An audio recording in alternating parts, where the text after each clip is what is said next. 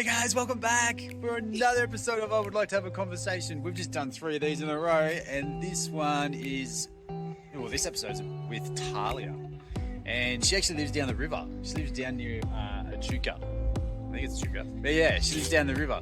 And again, we talk about, this is the conversation around mums getting strong again after pregnancy and what it means and what changes in the body after pregnancy. These guys are really cold, so we're going to get them inside. You're going to say, thanks everybody. Thanks everybody, and I'm not cold. He's not cold, but I am. Let's not go. cold. See yous. Bye. Everyone, welcome back for another episode of I Would Like to Have a Conversation. And today I have Talia with me. I'm going to butcher your last name, so how do you say your last name? Franskunas. I was going to butcher that. Talia is like a coach to mums, but can you give a bit of a rundown of who you are, where you are, funnily enough, like literally down the river just from where I am, and who it is you work with? So it gives a bit of people a context before we get into our topic, which is postpartum passion projects, and a little bit more about what it is that you do. So let's go with that. Start off there. Yeah, so thanks for having me, firstly. You're welcome. My name's Talia. I've been a coach for about 13 years now.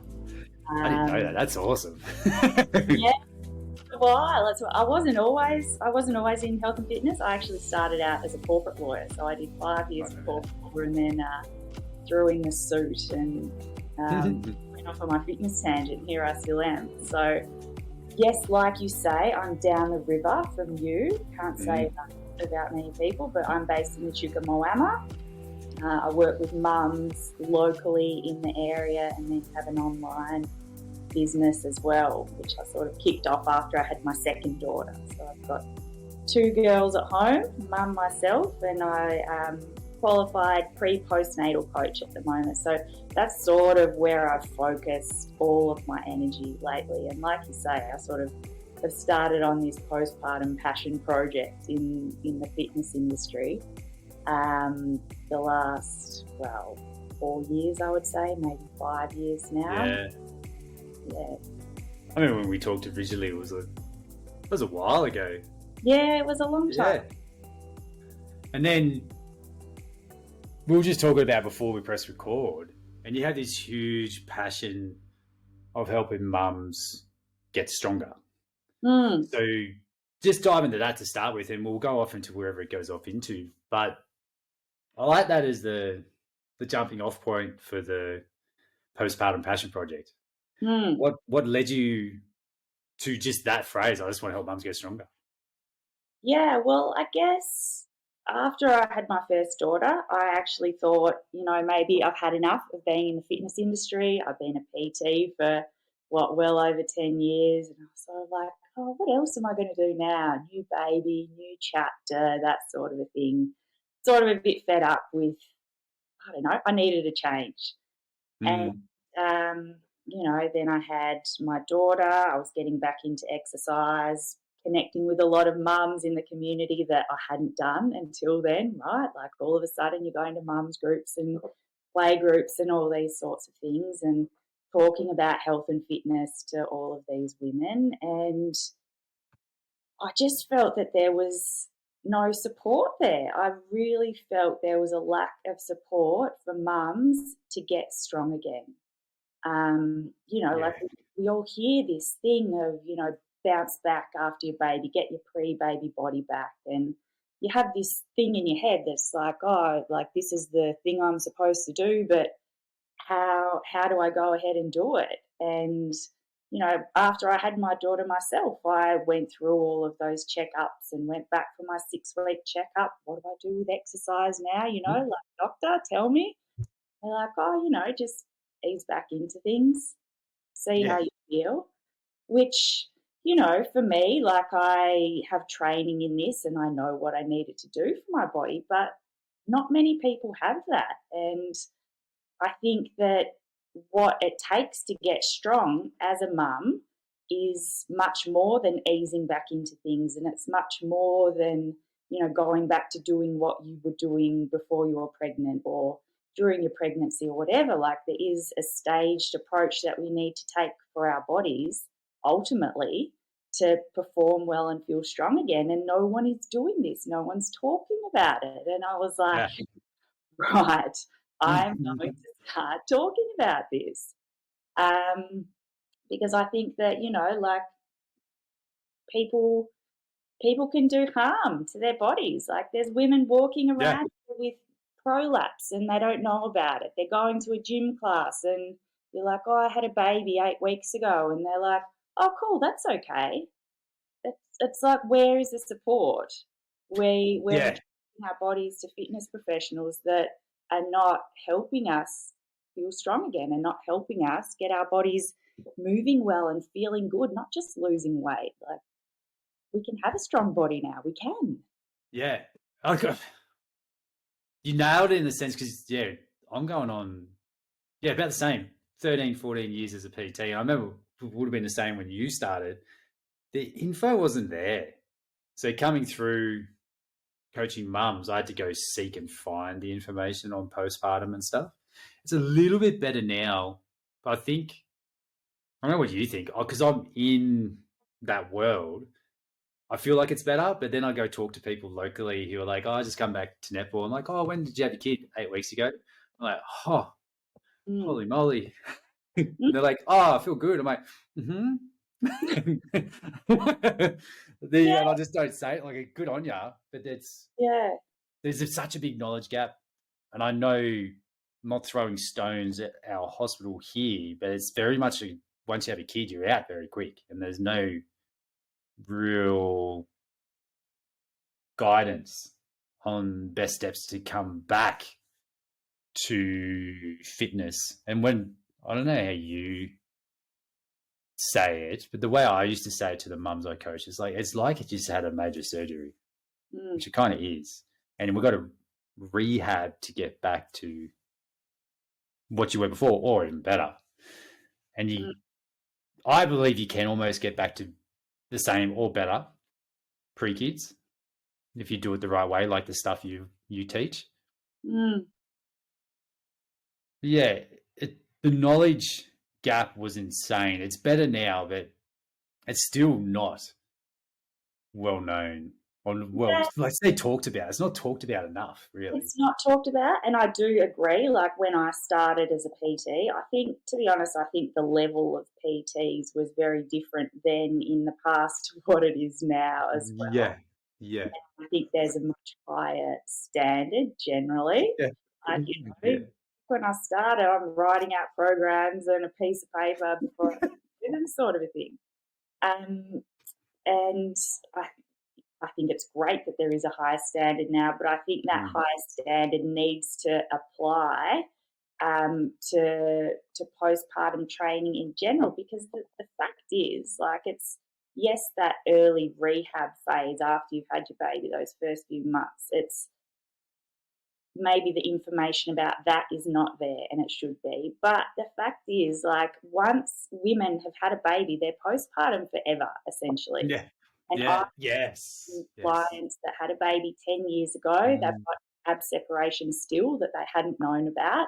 We do work to heal that, which you can down the track. Like, it's not just like, oh, you've missed your 6-week window now, there's nothing you can do.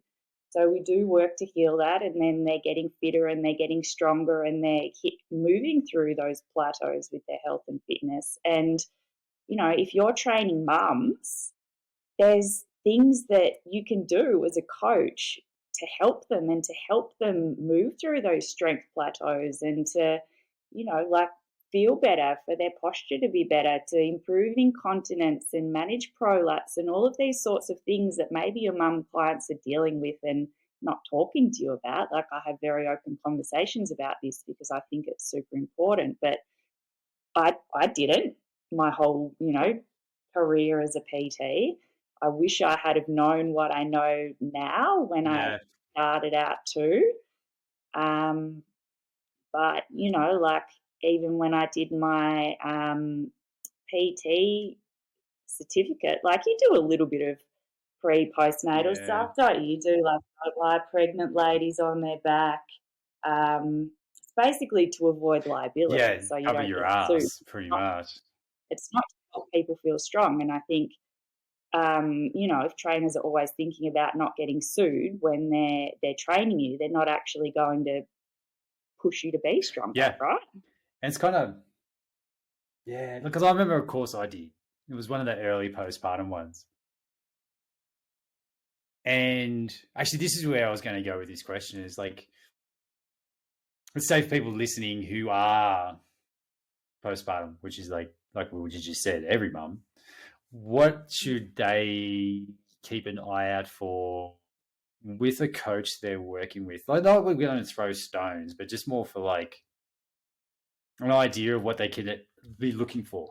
Because I remember I did my course, and I will straight up put my hand up and say, like, I've got lots of cool tools and really good assessments on like what phases to train people in based off like certain things. But I'm a dude. It's a bit of a cop out. Like, I can understand the science, I can understand the movement stuff, but I would say you're 100% going to be a better coach to mums than I am, because I didn't have to birth a child. I've got like the knowledge of it, but you know it. Like, this sounds really weird, but you know it deeply, but you know what I mean. So you know the little things, which I would say I miss. I think it's the education that you do around the bodies as well. Like, I could sort of guinea pig things on myself. Like, you feel things. Like, I had quite bad ab separation actually, so I was my own sort of test subject with preparing that, and like your ribs change and your hips change and all of these sorts of things. So I could sort of test those things on myself. But ultimately, if you have a trainer that has had 2 cesareans and all of a sudden they're like an expert on pre-postnatal fitness, it's not really like that. At the same time, there is more to it. But I think, as a mum, if you're working with a coach, I think you have to understand that maybe the education is not there if you do have prolapse, if you do have like symptoms of incontinence, if you do have like ab separation that's persistent, and you can do things to self-assess that at home. And so if you do, particularly I think if you do have these symptoms, or you're concerned that there's something that doesn't feel quite right, I would seek out a qualified postpartum coach. Yeah. To help you. Because you can do more harm than good to your body by pushing it with exercise and lifting heavy, and it's not just a matter of, like pushing through when you're fatiguing. Like I would hate to see people trying to improve their health and fitness doing the exact reverse. Yeah, I think it's a good.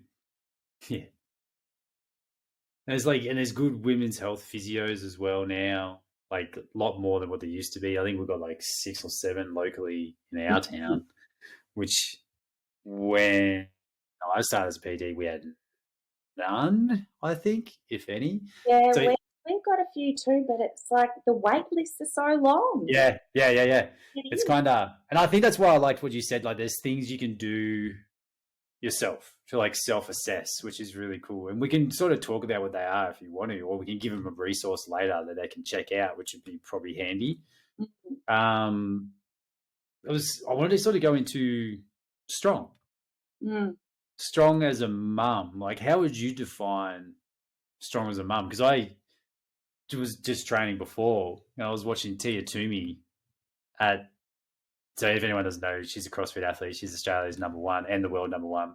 She just had a kid last year. She's back, and she just crushed the quarterfinals, and she won it all. Like, she come first in everything and third in one of them. Like, she's like an outlier, but it shows like what strong can be after becoming a mum. And she talks about the journey now, which is kind of cool. Not like you have to go to that extreme, but it's like, what is a strong mum? Yeah, it's a good question. Like before I before I was pregnant first time, I was fighting. I actually found out I was pregnant halfway through a fight camp. So when you told me that story, that was crazy. Let's go into that. That's nuts. night, and it was actually a really challenging thing. And, like we might go off on a tangent here, but it sort of does fit into that whole mindset around strength. Because I think, you can be strong as a mum. Like if I sacrificed a lot of my time essentially to go back to that type of training now, like I was at an elite level of fitness. I honestly think that I could get back to that now with my body, but it's a sacrifice. It was a sacrifice then. I didn't have a social life. I spent all my time at the gym. I didn't go out. Like my boyfriend was like, "Are you ever going to come home?" It's hard, and so if I was to do that now, it would be sacrifices that I don't want to have to make. But I think for most mums that I work with, like we just want to feel that we can be capable in everything that we have to do. So it's sort of like a mental strength as well as a physical strength. Like I don't need to be, like super elite fight fit now, but I need to feel like I can, pick things up and put things down without hurting my back. I want to be able to run around the block. I want to be able to do a few chin-ups at the park if I want to do that. And I want to feel like I can juggle having the kids at home, running a business, my own health, my own fitness, and like that's hard too. I think you nailed it in the sense of it's kind of like capacity. Like there's like Brett Jones, I think, from the Strong First guys. But anyway, he has this idea of like just your capacity is a shot glass or as a glass. The amount of shit, your daily life shit that goes into it is going to based on like how much you can take on before you have a spillover effect. It is like the stronger you are, the bigger your glass you got. So you can handle more of life shit before you have like those overwhelmed moments and stuff. So when I used to talk to mums as well, they're like, why do I need to get stronger? Because there was always that friction point still of like strong means bulky. Mm-hmm. And I was like, it just allows you to handle more of life shit. Mm-hmm. You're more resilient.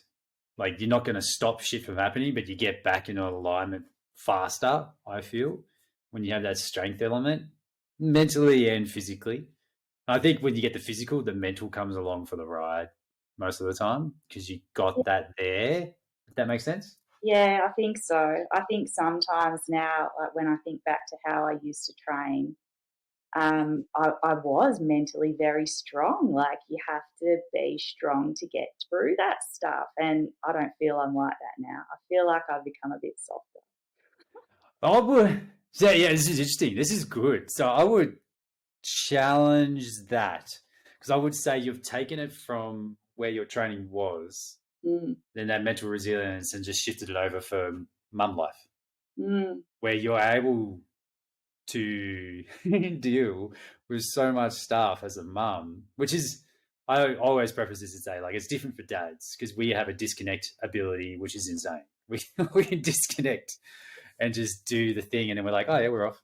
No worries. Like I can go down in the garage with the kids screaming and I'll still train. I'm fine. But if Kat goes down in the garage and they come down, she will go upstairs with the kids. So there's always that kind of thing. But yeah, well, the only reason I would challenge it is because I talk about it with the parents I coach. They're like, I'm not disciplined. I'm like, you are. You're looking after tiny humans.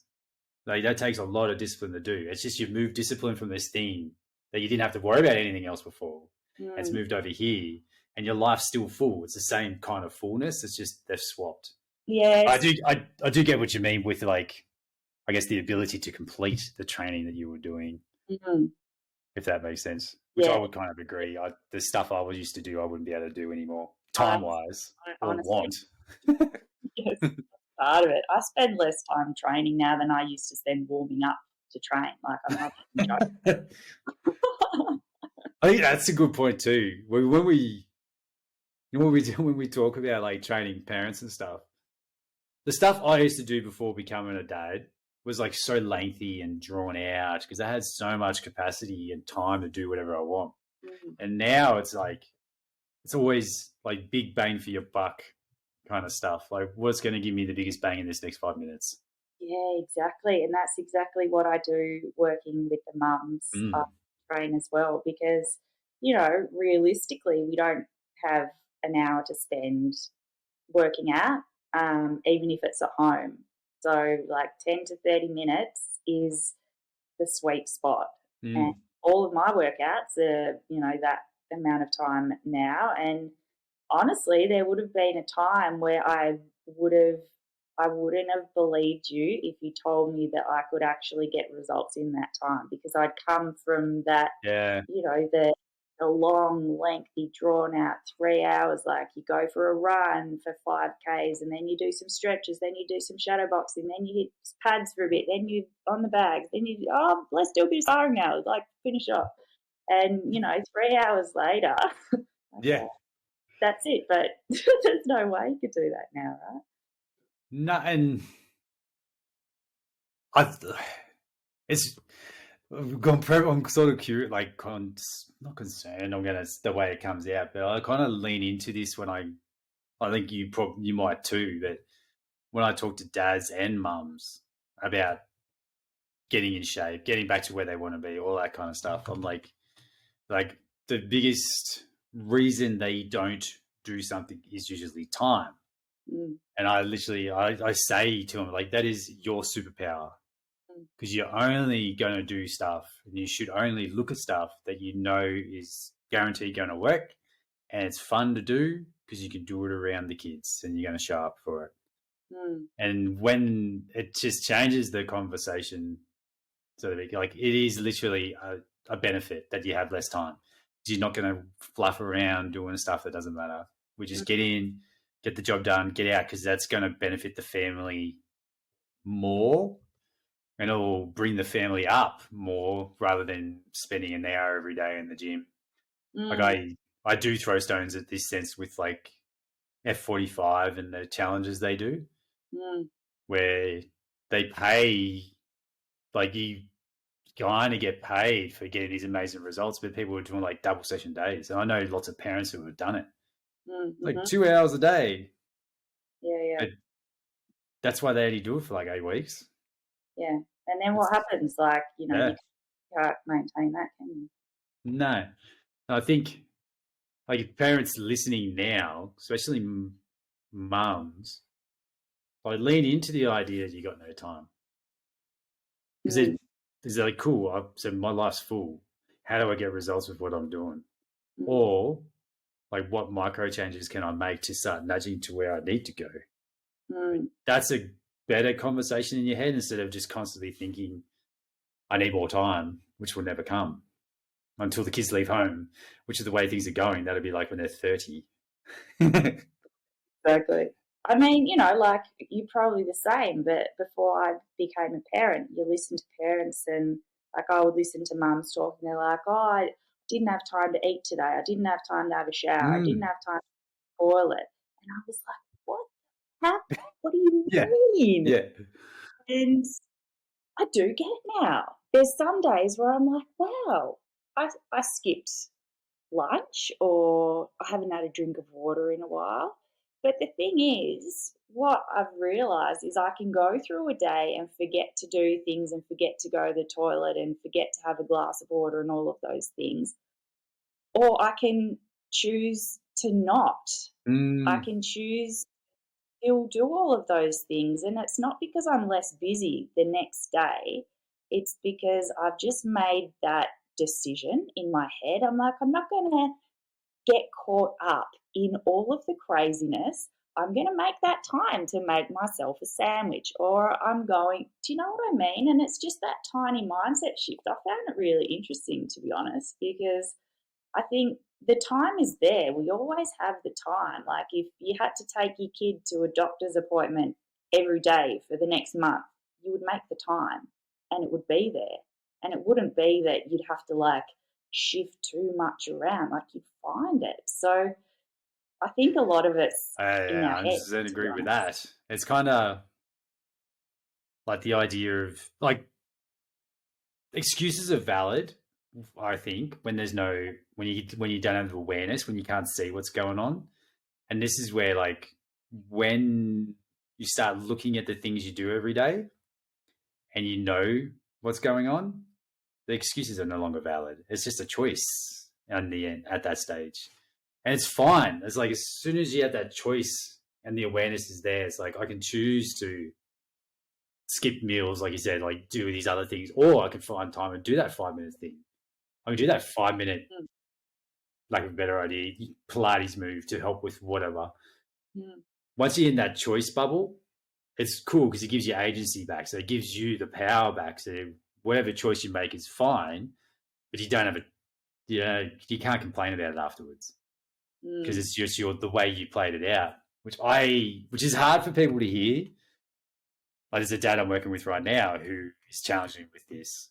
Like, it's a different tangent, but his life is so chockers and he's really struggling to get things in. And we're doing this awareness framework with him where he's just checking to see what he's doing every day at what times.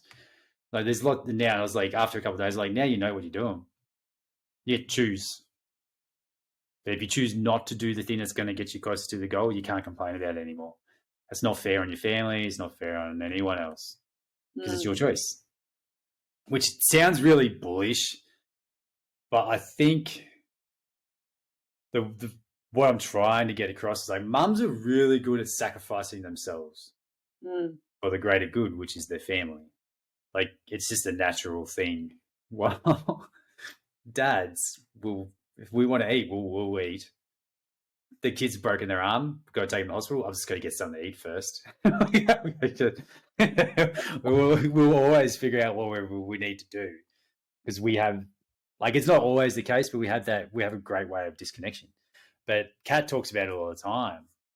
I'm sure you've had this too. Like, I want Kat to do more strength work so she can do more trail running, but she works away from home and I do all the kids stuff, like getting her around and everything. So she has mad mum guilt where she doesn't want to spend any extra time for herself, even though she's working. She doesn't want to do any extra time for herself because she feels like she's taking away from the family. When, even though consciously she knows this will help the family, it's still that battle between the two, which I'm guessing you probably see that a ton.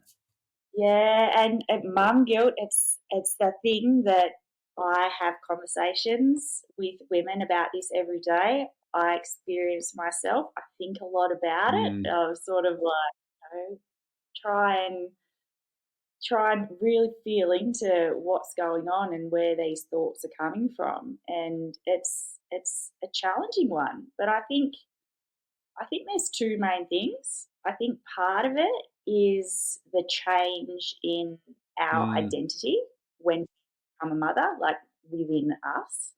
And I think part of it is the changing role of women in society, and how, like we've got more available to us now as women. We can have the family, we can have the career, we can run a business, we can have our own mortgage, we can do all of these other things, but then it's sort of like, I think we put the pressure on ourselves, or society puts the pressure on us, or a bit of both, that we need to be doing it all. Yeah. So we need to be the primary caregiver and the family person, but then we also need to be bringing in some money, or, like having the side hustle, the rise of online business. Few years, like all of a sudden, all mums are selling bed sheets and Tupperware and supplements online, and if you're not doing that, it's like, oh, should I be doing something like that? And I think we've asked for all this stuff, right? Which is great, we've got it, but now we're trying to do it all at once, and I think we're starting to realise that it's challenging, but we don't want to say it's challenging because we've asked for it. We wanted this, right? We wanted to have it all, and I think that we can have it all, but we can't have it all at the same time. And there's always going to be with everything. There's always going to be sacrifices that you have to make in certain areas to move forward in others. And I think it's just a really interesting time. I sort of feel like we're the generation that we're getting all of this stuff, but we don't know what to do with it yet. I sort of feel it needs another generation. Yeah. Yes. Like maybe my kids, they'll be like, you know, it's like, do you know what it reminds me of? It reminds me of prisoners of war. Yeah.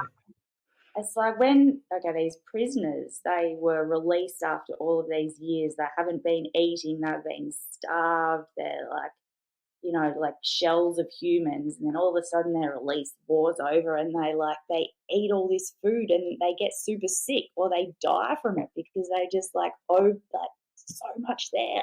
Get more.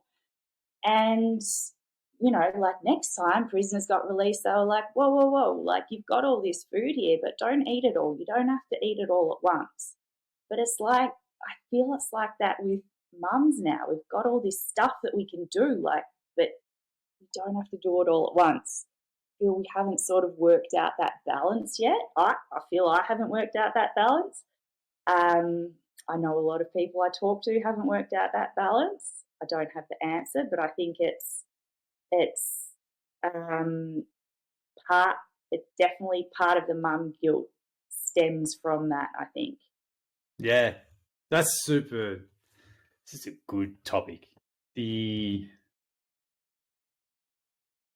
I like, this is a big pendulum swing. You look like it was all like mum stay at home and mums are in the kitchen. It was that period for a while. And now, right now, it has swung the other way where it's almost like sounds really bad. We still want you to stay at home. We still want you in the kitchen, but you got to get a job as well. And you got to do this and you got to do that. So yeah, it's like, it's a massive swing. I was about to say it's stupid, but it is what it is. And it will be like coming back to find that balance. And it's super interesting that you said, like, I haven't found it yet. And there's other people I talk to who haven't found it yet. I kind of see that as like like the never ending story is literally what I love about what I do is like helping dads, because I'm constantly figuring out shit myself. And then whatever I figure out is like, oh, this actually worked pretty well. I'm going to pass that on. This is useful. You can use it. It's kind of cool. And I reckon that's a reason why a lot of mums would come work with you, because you're out there. I use the analogy of like you're walking through the forest with a machete and chopping down the path for them and just figuring it out. And have you read James Clear's 4 burners theory? So he has this idea. It's a good blog. I'll reference it in the show notes after. He's like, you got 4 burners. And it's like, I use the analogy of 3, but there's one's like, you got your work, you got your family, and you got your health. And there was another one. Can't remember what the other one is. But you got one gas cylinder that feeds these 4 burners. And he goes, what we all want, especially parents, is we want all burners to run at 100%. But we can't, because there's only so much gas. So whatever runs hot, everything else has got to simmer down to allow that one thing to run hot. And it's a really good way he puts it. He goes, you can try and have all the things running well, but you've got to get people to come in and support you to allow that thing to run well. It is like finding that unique balance between, like what you're saying is like building that perfect life that we want. What does that look like? And then there's always one parent on this coin who's the primary carer, so to speak. And what do they do that needs to happen to allow to live the perfect average life, which is what I'm literally working out myself as well. It's just a really good conversation. I think a lot of people will have this subconscious thought of like, I need to do all these things. And it'd be interesting to sort of see how you do it, but I kind of teach it in like decision filters. It's like filter number 1, get your family shit in place first. Like, what does that look like? And I call it dad mode. So talking to the dads, get your dad mode in place. What is your dad mode time? And that has to be locked in. And then the next part is like, what is your Well, I call it Spartan Dad. So that's the next thing, the fitness, health, whatever it is. Plug that thing in. And then my thing, especially I'm looking from the lens of me being the primary carer for the kids, is like, cool, what is my work or my passion or whatever it is? What do I want to give back to everybody? And how does it fit below those first two filters? And that's the only way I've managed to get my head in the right space where I'm not FOMO, or I don't have FOMO, where I'm not comparing to other people. I had to go through these decision filters and like, I like what they're doing over there. Like someone who's seems like they're crushing on social media as a parent. They've got tons of money or whatever. I'm like, oh, that's really cool. But it doesn't suit my filters. So I kind of just push it aside. Mm. And that's where I was swinging back around to, even though it was a very big Quentin Tarantino tangent. It's like comparison. The comparisons, and I obviously blame social media for this because it does a lot it doesn't help it. But our comparison to what other people have, and we think we want that thing, most of the time we don't.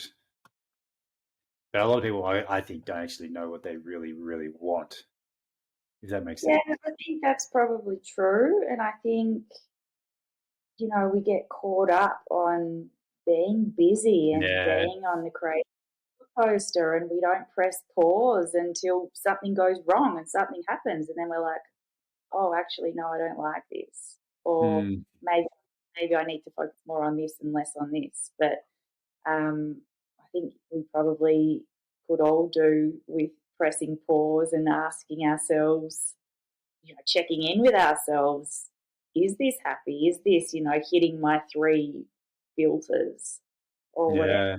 Because I think that you can really get caught up in not doing that. Yeah.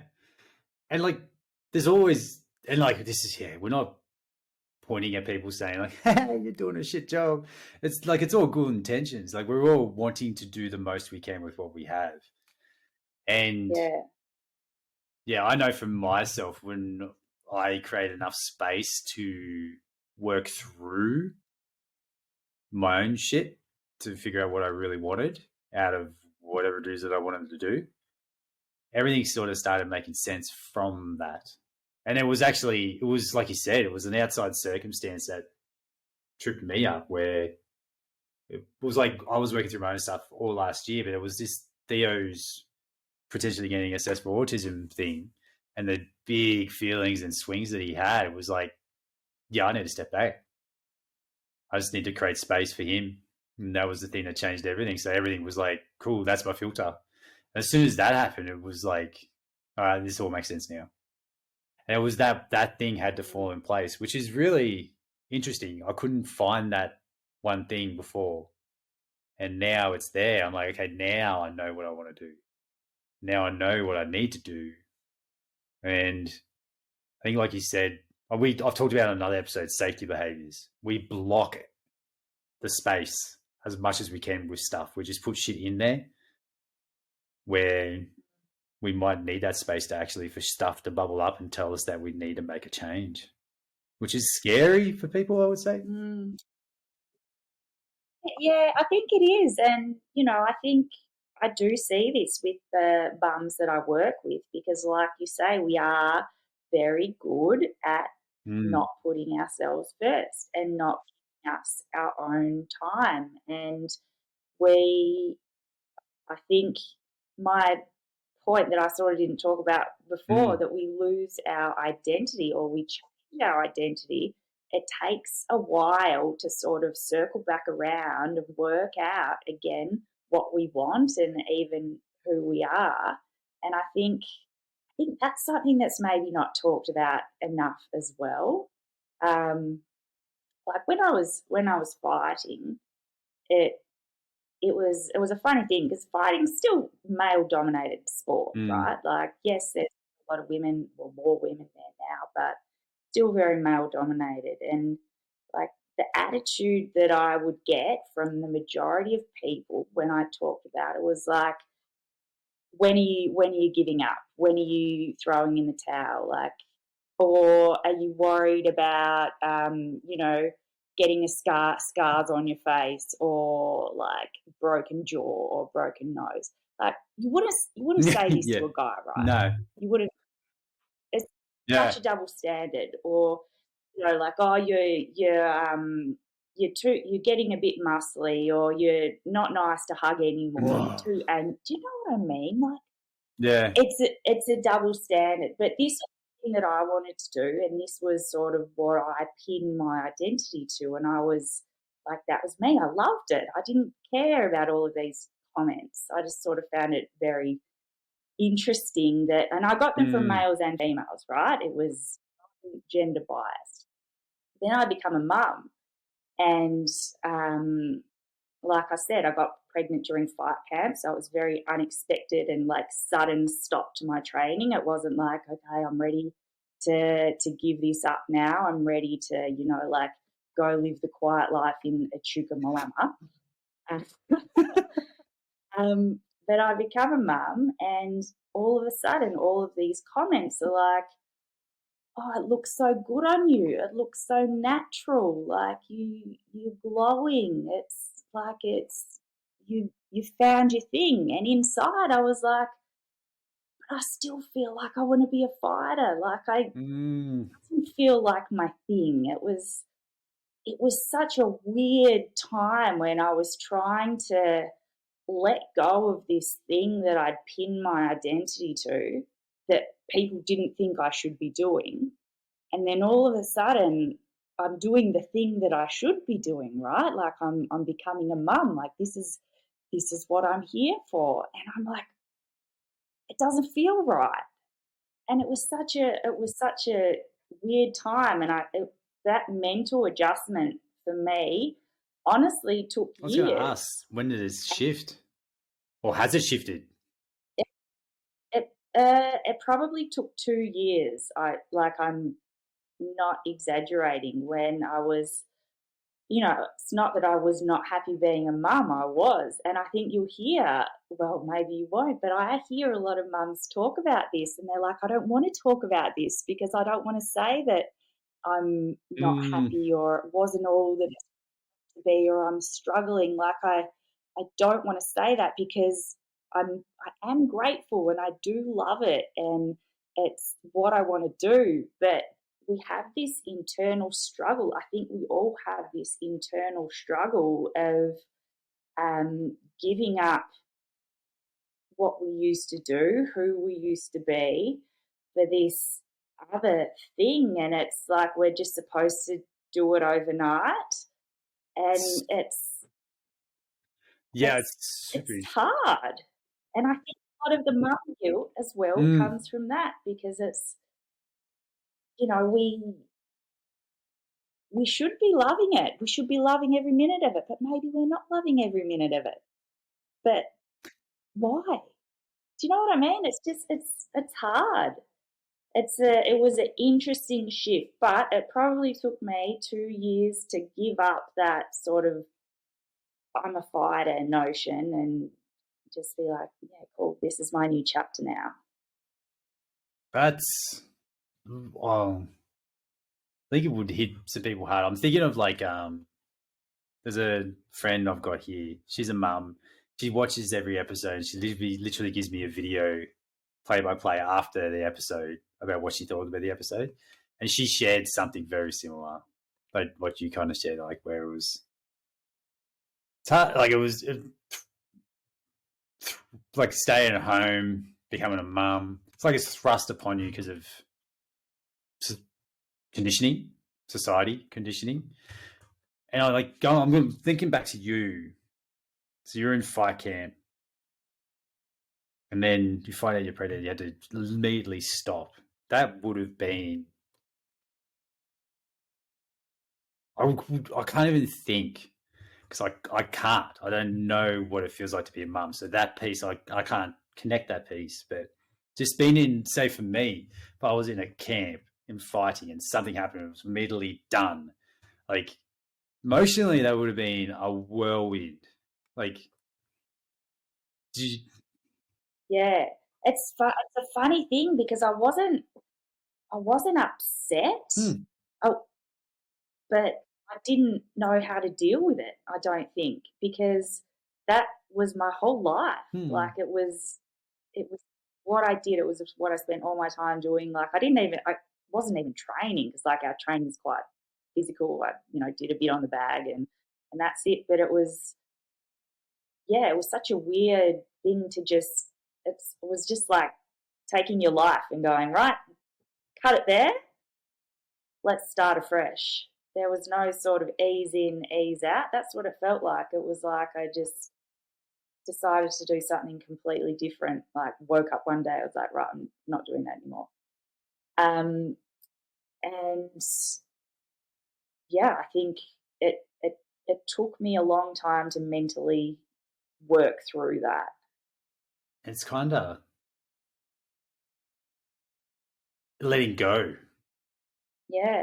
Of this piece of you, which has been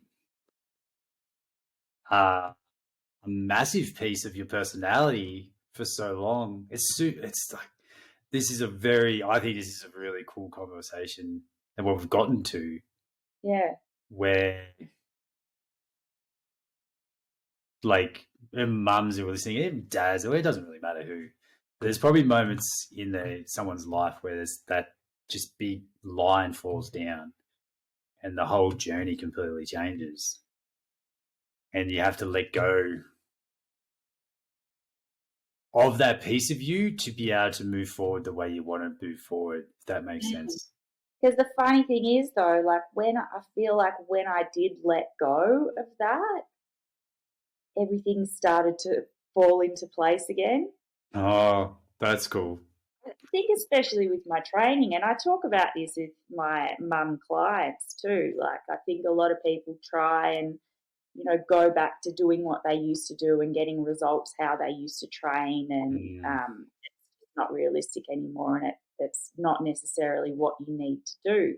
But I think for me, like when I did let go of that notion of how I'm training, and I did let go of, like those expectations of what I needed to do and just started to do something else, like that's when I started to see results again with my training. And that's, I think that was a catalyst for moving on in other areas. Like if I'm happy in my body, I'm generally pretty happy, I guess. That's big. Like we're kind of brushing it, but you letting go of that and then everything sort of started clicking after that. Like I know most people know this. Like we need to let go of past stuff to move forward effectively. But I don't know if people realize how big those anchors can be that just sort of hold us back from what we want to become. And we might not even know it, to be honest. Well, yeah, that's exactly right. And I think, I don't know, maybe this is a nice circle back to my mum's becoming strong thing, because, like we talk about getting your pre-baby body back, but you're not getting your pre-baby life back. And I wouldn't want my pre-baby life back. Like I had a great time, but I don't want to do that again. And I think they go hand in hand. And I think that, that idea can really limit us sometimes in how we can get stronger going forwards, and like mentally and physically. Like we can be better than what we've been. So why not focus on that? And I think, like if some people can realize that in a shorter amount of time than what it took me, that's awesome. It's super cool. Like it's kind of like this is a generalization, but it's like the idea of like depression is like holding on to things of your past and you wish you still had it. And like anxiety is like looking too far ahead and not knowing what it's going to be. And this is what was for me. That was me, especially as being a dad. I had to let go of this uber, like especially after being an alcoholic, I went straight into like 2 hours a day of training. That was my addiction afterwards. And I became a dad and I was like, I can't do that anymore. And I had depression as a dad. because I had this thing from my past that I wanted to bring forward, like I became paying this identity as this uber fit guy after alcoholism. Like I completely changed my life around, and now I'm this huge fit person, and now I'm a dad, and I'm not. I can kind of scratch myself for 5 minutes being a stay-at-home dad. So it's like touchy subject, but it's kind of like that whole letting go almost gets you back to present. And everyone tells us, like I know everyone, like my dad tells me, he's like, enjoy your kids now. This is the best time. Like I know it's challenging as shit, but it's going to be the best time because they're going to get older. They're going to want money. They're going to have all these other real world problems. Right now, their problem is that they're fighting over Lego. But this is amazing when you look at it in that lens. And it's hard to see when you're in it, but a lot of what I've been doing probably the last 2 years is like trying to get back to that present feeling and moving away from the expectations of the future and letting go of past me. It's like, what is my most energetic self now in my kids' spaces? So as they grow up, I'll use that the eulogy analogy. If they're at my funeral, how do I want them to talk about me? Which creates another good question. And it's like, do you want them to talk about like, oh, Dad was cool, but he just talked about his past all the time. And all the stuff he used to do before us. Which is when I was journaling this and I wrote that down, like, that's hard to read. I was like, I've got to change that. And then that's when I started shifting to this more present thing. And I think, and it's so cool. I think we're going to have another one because the mum dynamic and the mum guilt thing and then the art of letting go, it's kind of, they're kind of intertwined. I haven't really got it in my head how those pieces work together. You've probably got a better idea than I do. But it's like shedding the skin. And like you said, like the whole message for postpartum is like, get your pre-mum body back. And I'm the same as you. I kind of don't like that discussion. I'm like, you're a mum, but you're a next level human. Like, it's better. It's an ascension. You've literally just gone up a level. Yeah, it's an evolution, you know. Yeah. The evolution of your life, and I think you've got to keep going forwards and work out what the next chapter is and how we can rock that next chapter that doesn't have to stop now. Like your fitness doesn't stop. Maybe it's been on the back burner for a while. That's fine. Mine was on the back burner for a while. I'm a health and fitness professional. Like it's all right. It's like we said before, you know, one thing burns a bit brighter while the other one gets turned down a bit. But, you know, keep working at the balance. Yeah. Which it's kind of like, I like, well, as soon as I started saying like, this is the never ending story, is finding life's balance, it just took the pressure off trying to figure it out. Like, I don't think it's just a game now. Ask the questions. Yeah. So I gotta, before we wrap up, what would you say if there's mums listening to this now? What kind of questions do you think they should ask themselves or other people that could help them figure out their next clear steps, I guess? Like, obviously, the next clear step is reaching out to you. That is the most obvious step. We'll have show notes and everything. They can reach out to me. I'll give you some free resources. I love chatting, as you know. Look, so I think firstly, press pause on your life for 10 minutes and just reflect a little bit. Are you happy with your health? Are you happy with your family dynamic? Are you happy with where your career is at? And know that it's not all going to be perfect. That's okay. But I'm a health and fitness professional, so I'll talk about that. if you've put your health on the back burner, maybe it does deserve a little bit more of your time. And we talk about, like making yourself a priority or not. I don't think you need to make yourself the number one priority for you to make a change. I don't think you need to sacrifice family time or sacrifice your career in order to, lose 10 kilos or whatever. But you need to make yourself a priority some of the time and put yourself in the mix. And I think that a lot of mums don't, we don't put ourselves in the mix enough. And the support is there, but we've got to ask for it. And I know to ask for it, we have problems asking for things. But, it's about finding that balance in that whole big thing I was talking about earlier. We have all of this stuff that we can do now. I think it's okay to seek support. It's okay to ask for help with your body or with the kids or with any of it. And then, check in with your body. I would recommend seeing a pelvic health physio. Yeah. Get it just for your own peace of mind. And